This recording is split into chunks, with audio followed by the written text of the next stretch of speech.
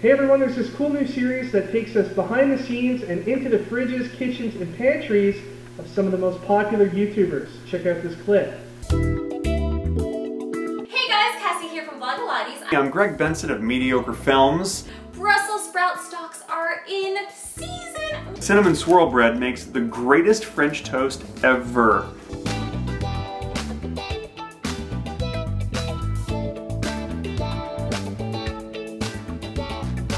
It's on the Upwave channel, and each episode will teach you something new about popular YouTubes like Michael Buckley, and it's Judy time. What's in our fridge? Let's have a look. Alright, looks like we've got some delicious DC Comics action figures. And oh, look at this. We got some quarter bin comics. Ren and Stimpy. Nice. And I think what every fridge needs is a pristine copy of Ninja Magazine from 1987. Every fridge needs a ninja. Click here to learn more about your favorite YouTube personalities and all about living on the up. And don't forget to subscribe.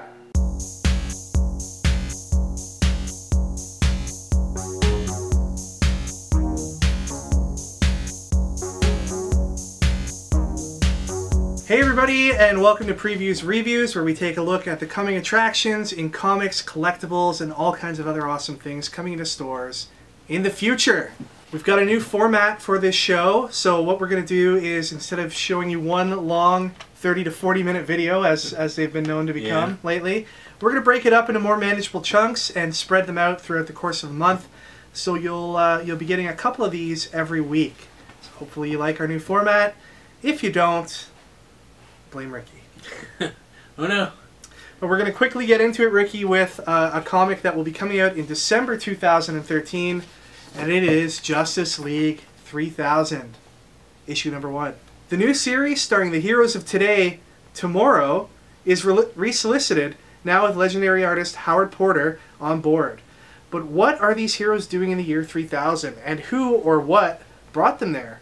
Get ready for a dose of wonder from the writing team of Keith Giffen and J.M. DeMatteis. All right.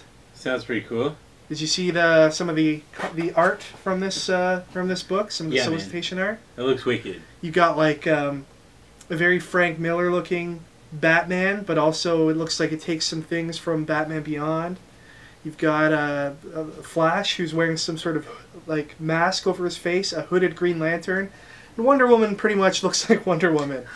Now this book was originally supposed to feature Kevin Maguire on the art, but he was kind of dismissed from the project in a way that we've seen DC do a couple of times over the last little while.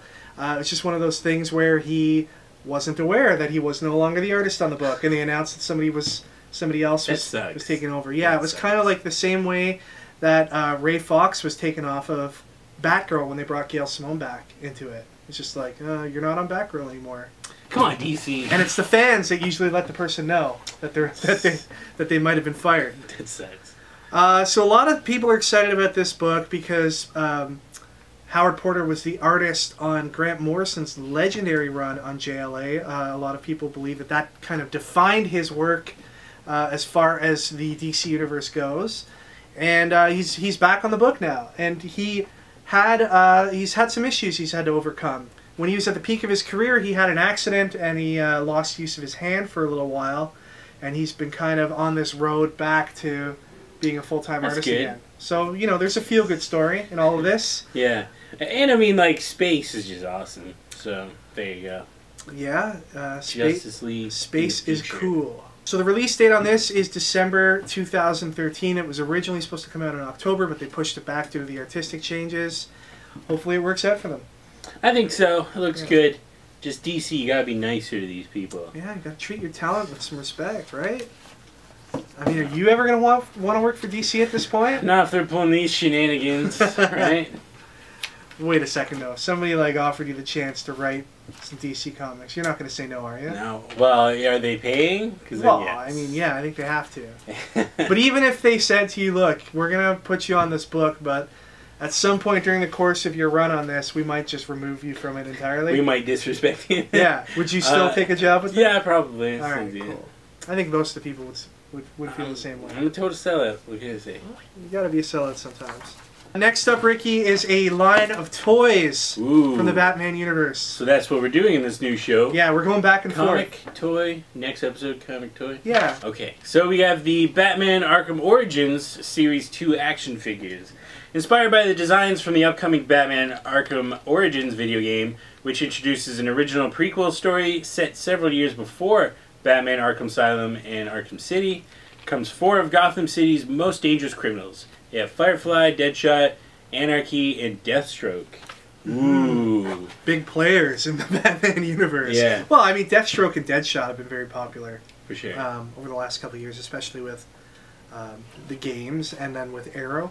Yeah. So that's kind of cool to see. What do you think of these characters? They look pretty cool. I thought Anarky, like, I didn't recognize him. Right. He looks pretty cool. Anarky hasn't been in any of the other games, has he? No. No. I wouldn't know because I don't really get a chance I thought to play you them. get that DLC and everything. You know, I beta test them, but it's a little before they've actually put the what do you call them? The skins on the characters? Are they skins? Is that what they're called? They these are. days? Yeah, okay. Yeah, so it's basically just some polygons at the point where I played them. You just play them, they're bouncing pixels just everywhere. It's basically Pong. It's Pong at the point where I get in on the project. These are going to be about $24.95 each, and they'll be in stores in March 2014. What kind of reception do you think this Arkham Origins game is going to get? Because it's coming out at the end of this month. Is it end of October? Wow, yeah, I didn't even think of that. Yes. Yeah. End of this month. It's developed by someone else, so some people are kind of worried. But I don't know, you can't really screw it up. It's really good, so. But it won't come anywhere near the sales that Grand Theft Auto had. No, Grand Theft Auto is a cultural phenomenon. It has been for years, so. Yeah. You can't really top that. I guess Call of Duty. But this will be like a top-selling game. For sure. There's lots of people buying the Batman games. Yeah, me included. All right, and what about the figures? No. Ouch, Ricky. So if you're interested in any of the Batman Arkham Origins figures, you might want to go in and talk to your comic shop today and let them know that you're interested so that they can order them in. The pre-order deadline, I think, is right around the beginning of November, so make sure you let them know that you want it. Thanks, everyone, for watching this episode. Stay tuned for more previews, reviews in the coming days.